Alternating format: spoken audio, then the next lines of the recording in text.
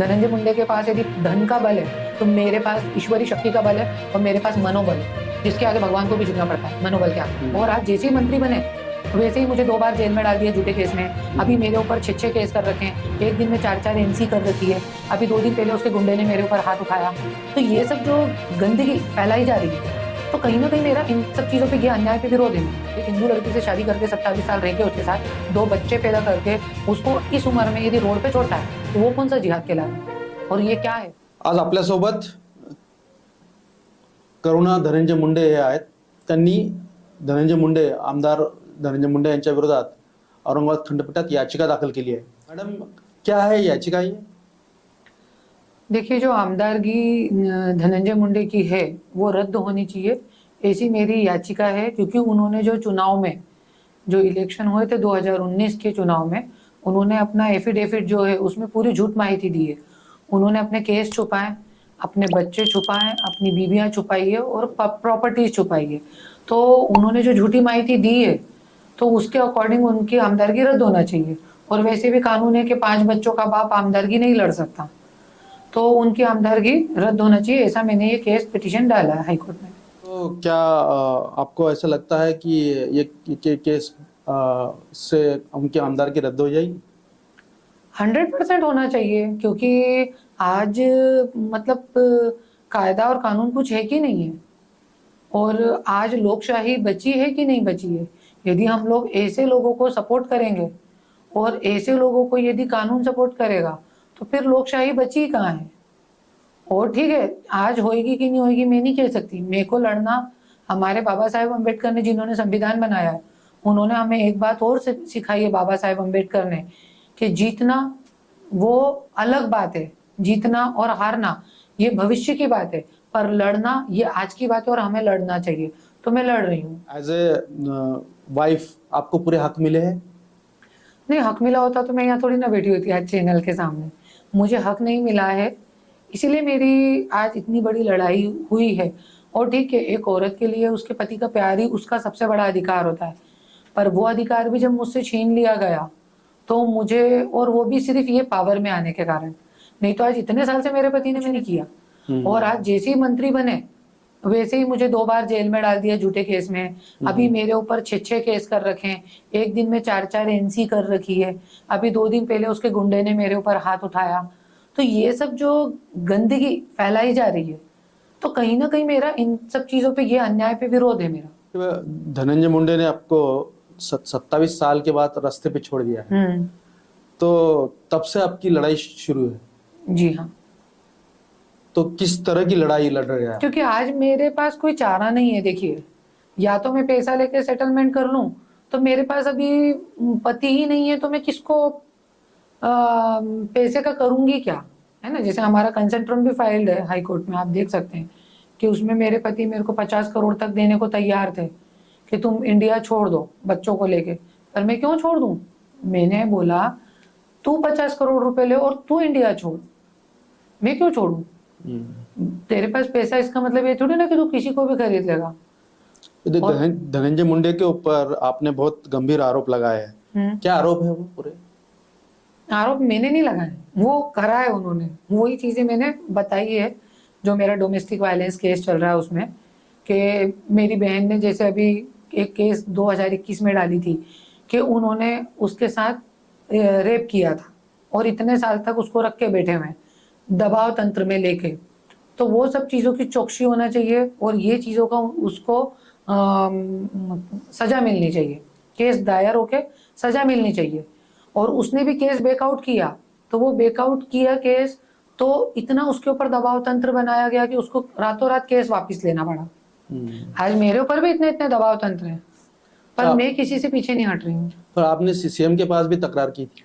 CM के पास की है, देवेंद्र फडणवीस जी के पास की है, हर किसी के पास की है। ऐसी कोई जगह नहीं। महिला आयोग की अध्यक्षा रूपाली चाकणकर के पास की है। पर आपको मालूम है ये सब लोग एक ही थाली के बैंगन है, इसके लिए इन लोगों के कानों पे जूं तक नहीं रेंग रही है उसकी। तो आपकी धनंजय मुंडे ने फसवणूक की है? फसवणूक नहीं, भयंकर फसवणूक। हम लोग कहते हैं, आज हमसे चुनाव आ रहे हैं तो बोलते लव जिहाद है, है ना। हिंदू और मुस्लिम का प्रेम, यदि कोई मुस्लिम लड़का या हिंदू लड़की एक दूसरे से प्रेम करते तो लव जिहाद है। पर मैं बोलती हूँ यदि एक हिंदू लड़का एक हिंदू लड़की से शादी करके 27 साल रह के उसके साथ 2 बच्चे पैदा करके उसको इस उम्र में यदि रोड पे छोड़ता है तो वो कौन सा जिहाद कहलाएगा। और ये क्या है, इसके ऊपर कोई सिस्टम, कोई नेता, कोई मंत्री, कोई आमदार, कोई खासदार, कोई पक्ष बात नहीं करता है। इसको हम क्या कहेंगे। इसलिए मैं ये कानूनन लड़ाई लड़ रही हूँ और इसके साथ साथ पैरेलली मेरी राजकीय लड़ाई भी चालू है।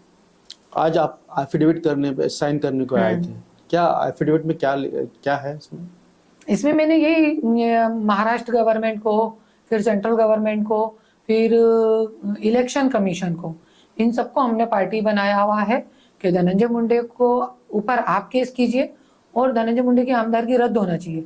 और आने वाले 6 साल के लिए धनंजय मुंडे और उसकी जो सेकंड वाइफ है राष्ट्रीय मुंडे, वो दोनों ही चुनाव नहीं लड़ सकते क्योंकि उनके 3 बच्चे उधर हैं और 2 बच्चे इधर हैं। और फिर मेरे साथ जो आज इतना गंदगी मचाई है उसने, इतने मेरे को, अपनी खुद की पत्नी को 2 बार जेल में कौन डालता है। वो तो चलिए मैं हूँ, भगवान ने पता नहीं कौन सी एक शक्ति भरी है मेरे में जो मैं लड़ रही हूँ। नहीं तो मेरी जगह और कोई होता तो या तो वो आत्महत्या कर लेता या तो उसका सर की नस फट जाती और या तो पैसों से लेके सेटल हो जाता। आज वो आपके खिलाफ जो एफआईआर किया था और आपने भी धनंजय मुंडे पर एफआईआर किया था, उसका स्टेटस क्या है आज? मैंने आज तक धनंजय मुंडे के खिलाफ जितनी भी कंप्लेंट की है आज तक उस पर एफआईआर नहीं हुई है, पहली बात। और उन्होंने मेरे पे कोई एफआईआर नहीं करी। वो पैसे दे के लोगों से करवाते हैं क्योंकि आपको मालूम है अभी वो पावर में है तो वो पैसे दे के लोगों से, उनके पास पैसे फेंक के सब काम होते हैं। और मैंने धनंजय मुंडे पे जब जो अभी जैसे उन्होंने मेरे बच्चों के आधार कार्ड पे डॉटर ऑफ और सन ऑफ होता है तो उन्होंने केयर ऑफ लिखवा दिया, मेरे घर के एड्रेस की जगह खुद का पूना का एड्रेस डलवा दिया मेरे बच्चों के आधार कार्ड पे। तो मैंने इसकी भी कंप्लेंट की है पर अभी तक पुलिस ने एफआईआर नहीं की उस पर। मेरे बच्चे उठा के ले गए थे तब भी मैंने कंप्लेंट की, एफआईआर नहीं हुई आज तक। उसके ऊपर कभी एफआईआर हुई नहीं है, इसलिए मैंने कोर्ट का दरवाजा खटखटाया। अभी परली में भी एफआईआर की आपने? एफआईआर हुई ही नहीं है, कंप्लेंट मैंने सब जगह करी है। जैसे पुलिस वालों ने भी डीवाईएसपी के सामने मेरी गाड़ी में रिवॉल्वर रखी गई, उसके लिए भी मैंने परली में, अंबाजुगाई में, यहाँ पे सब जगह मैंने कंप्लेंट की है। इनफैक्ट मुंबई डीजी तक को की है। सोचिए आप पावर क्या चीज होती है, ये अब मुझे समझ में आ रहा है। और अच्छी बात है कि मुझे नहीं मालूम था पावर क्या चीज होती है, क्योंकि यदि मालूम होता तो मैं लड़ ही नहीं पाती। तो कम से कम नहीं मालूम था तो लड़ तो पाई मैं। अभी आपने जो बोला था मैम कि 2-3 दिन पहले आपके ऊपर किसी ने हाथ उठाया, उसके बारे में थोड़ा अभी मंडे को, पिछले मंडे को डीपीडीसी की मीटिंग थी, वहां पे मेरे हस्बैंड थे। तो मैं जिलाधिकारी कार्यालय अक्सर जाती रहती हूँ क्योंकि मैं भीड़ सिटी में ही रहती हूँ। तो भीड़ में मैं अचानक गई अपने कागज लेके कि मैडम मेरा काम बहुत दिन से नहीं हुआ है। तो मैं जिला अधिकारी कार्यालय में गई और मैडम के केबिन में बैठी हुई थी, मैं कलेक्टर मैडम के केबिन में बैठी हुई थी। तो मेरे पति ऊपर डीपीडीसी की मीटिंग चल रही, मुझे कुछ मालूम नहीं था और मेरे हस्बैंड थे ऊपर और उनके गुंडे थे। तो वहां पे उनको मालूम पड़ा कि मैं आई हुई हूँ, तो उनका गुंडा आया और उसने आके मुझे मारना चालू कर दिया। इसका वीडियो कलेक्टर मैडम के पास है, वो जिस केबिन में मैं बैठी थी वहां पे है। मैंने एसपी साहब को, नंदकिशोर ठाकुर जी को और कलेक्टर मैडम को खुद इसकी मैंने वीडियो क्लिप मांगी है। जल्दी से जल्द मुझे मिल जाएगी तो मैं मीडिया पे वो डालूंगी। क्या उसके ऊपर एफआईआर करने वाले हैं? एफआईआर करके फायदा क्या, मैं एफआईआर करूंगी धनंजय मुंडे के गुंडे के ऊपर तो वो मेरे पे 50 एफआईआर फाड़ देगा एक ही दिन में। और मेरे पास इतना टाइम नहीं है कि मैं इधर उधर एफआईआर वो करती रहूं। और वो मेरे पे एफआईआर कर देगा और मेरी जो कंप्लेंट रहेगी उस पे एफआईआर भी नहीं होगी, तो मतलब नहीं है ना उस चीज का। वो कौटुंबिक हिंसाचार के बारे में भी आपने पर बस हाँ ये है कि ये वीडियो क्लिप निकाल के मैं जल्द से जल्द मीडिया पे दूंगी और लोगों के सामने धनंजय मुंडे एंड गैंग का, गुंड गैंग का पूरा पर्दाफाश करूंगी कि ये कैसे। और इसके पहले भी वो गुंडे ने जिसने मेरे पे हाथ उठाया, उसने उसकी उधर वाली बीवी जो उसके परिवार के साथ रहती थी उसके ऊपर भी हाथ उठाया था 2021 में, इसलिए मैंने आवाज उठाई है अभी। कौटुंबिक हिंसाचार के खिलाफ भी आप कोर्ट में गए हैं। हाँ। क्या है वो पूरा केस? उसमें डोमेस्टिक वायलेंस में मैंने यही है कि पहले तो मेरी माँ की जान गई जब मेरी बहन के बारे में घर में पड़ा। तो जैसे आज मुझे दबाव तंत्र करा जा रहा है कि या तो मैं आत्महत्या कर लूं, या तो मेरी नस फट जाए, या तो मैं पैसे लेके सेटलमेंट कर लूं, ऐसा जो मेरे साथ करा जा रहा है, इसी मेरी मम्मी के साथ करा गया था। दबाव तंत्र के बेटी के बारे में मत बोलो, नहीं तो मैं तो शांत रह गई थी कि मेरे 2 बच्चे छोटे गोद में 1-1 साल के, तो मैं तो शांत हो गई थी, पर मेरी मम्मी नहीं रह रही थी। तो इसलिए मेरी मम्मी के ऊपर इतना दबाव तंत्र डाला कि मेरी मम्मी ने जहर खा के आत्महत्या करी। मेरे पास सुसाइड नोट भी है उनका। और उसके बाद फिर मेरी बहन के साथ भी ये जो गलत काम हुआ वो मैंने डाला डोमेस्टिक वायलेंस में। उसके बाद आज मेरे साथ इतने दिन से जो कर रहा है, 2020-21 में जब हमारा झगड़ा शुरू हुआ तब मेरे बच्चे उठा के ले गया, इतना सब कुछ करा, 6 महीने मेरे से दूर रखा।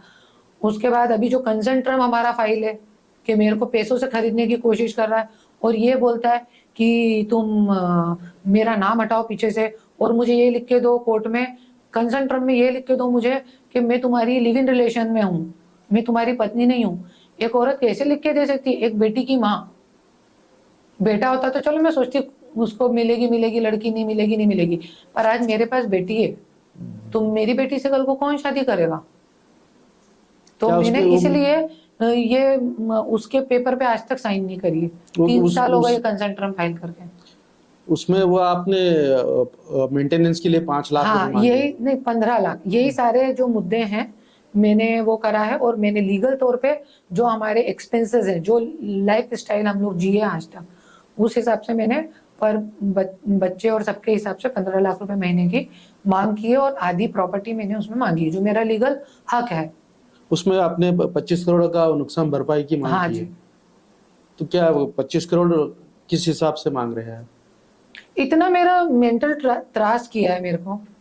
आज आप सोचिए ना, एक औरत कोई बर्दाश्त कर सकती है कि इतना जो मैं आज बर्दाश्त कर रही हूँ और उसके बावजूद भी चल रही हूँ।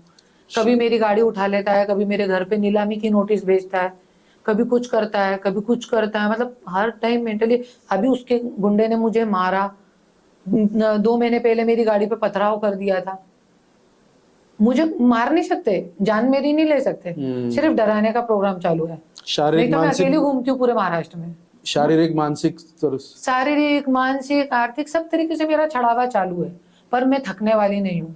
नेवर, कभी नहीं थकने वाली मैं। मेरे अंदर बहुत स्टेमिना है। धनंजय मुंडे के पास यदि धन का बल है तो मेरे पास ईश्वरी शक्ति का बल है, और मेरे पास मनोबल है, जिसके आगे भगवान को भी झुकना पड़ता है, मनोबल के आगे।